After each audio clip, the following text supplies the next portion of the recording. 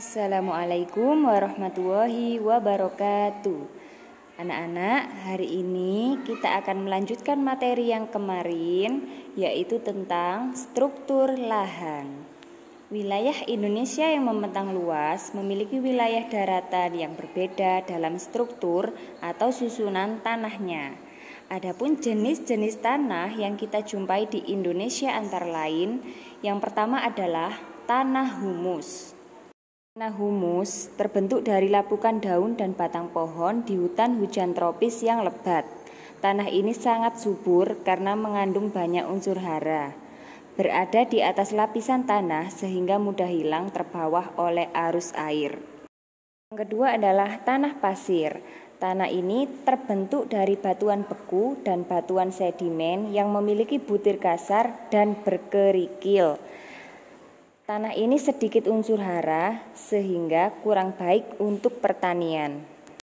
Dan yang ketiga adalah tanah aluvial, dibentuk dari lumpur sungai yang mengendap di dataran rendah.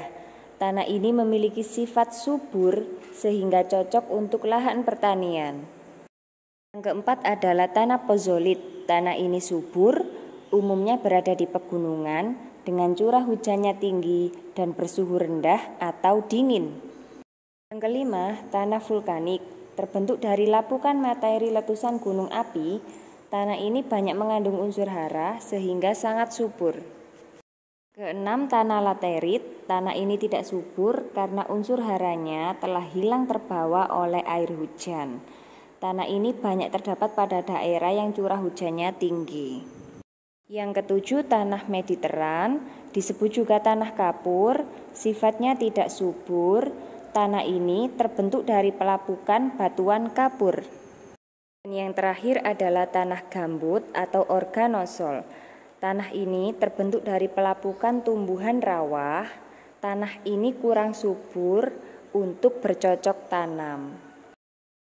Nah, itulah jenis-jenis tanah yang ada di Indonesia.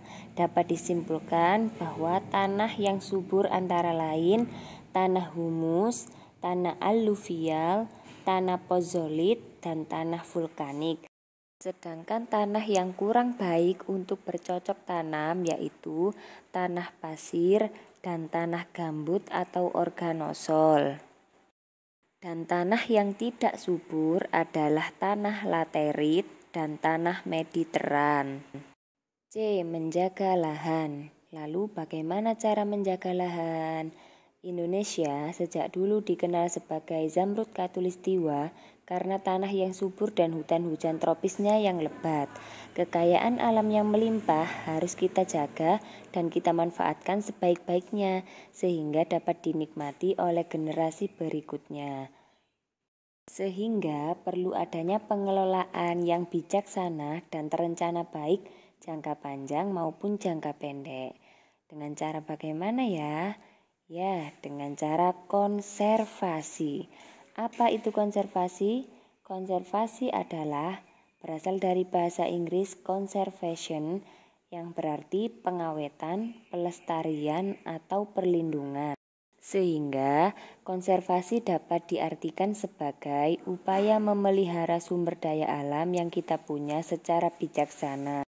Kegiatan konservasi ditujukan untuk menjaga sumber daya alam yang ada sehingga dapat memenuhi kebutuhan manusia dari generasi ke generasi berikutnya melalui berbagai upaya seperti penelitian, pendidikan, survei, preservasi, pemanfaatan lahan, dan latihan.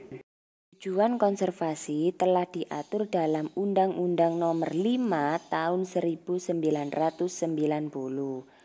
Lalu, apa saja macam-macam cara konservasi tanah?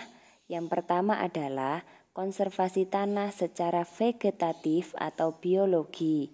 Yang kedua, konservasi tanah secara mekanik.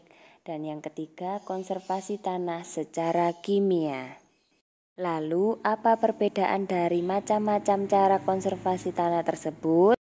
Yang pertama, konservasi tanah secara vegetatif atau biologi meliputi penanaman tumbuh-tumbuhan yang menutupi tanah secara terus-menerus. Kedua, pemanfaatan sisa-sisa tumbuhan. Yang ketiga, penanaman dalam baris. Dan yang keempat, sistem pertanian hutan. B. Konservasi tanah secara mekanik meliputi pembuatan selokan atau parit. Yang kedua, pembuatan jalur-jalur bagi pengaliran air dari suatu tempat ke tempat pembuangan. Kemudian pembuatan sansekedan atau terasering agar aliran air tidak membawa lapisan tanah atau yang banyak mengandung humus. Dan melakukan pengolahan tanah dengan memperhatikan konturnya. C. Konservasi tanah secara kimia. Pemanfaatan bahan pemantap tanah untuk memperbaiki struktur tanah agar tanah terhindar dari erosi. Konservasi tanah secara kimia meliputi menggunakan pestisida, herbisida, dan pupuk kimia sesuai dengan aturan. Kedua, mengganti pupuk kimia dengan kompos atau pupuk organik. Nah, itu saja pembelajaran kita pagi ini. Akhir kata, wassalamualaikum warahmatullahi wabarakatuh.